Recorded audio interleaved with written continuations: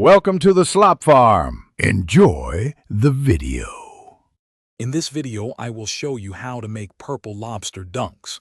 First, head into the My Player menu and find the Shoe Creator option.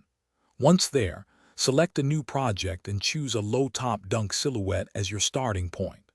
This provides the perfect canvas for our custom design.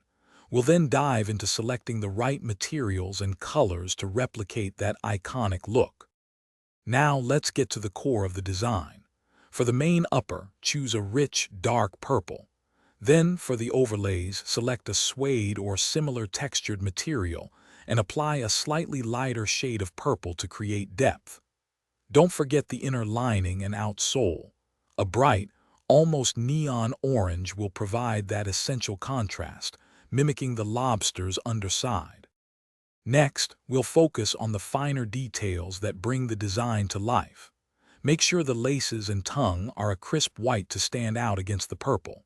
For the midsole, apply a speckled pattern using a light gray or white to simulate the classic look.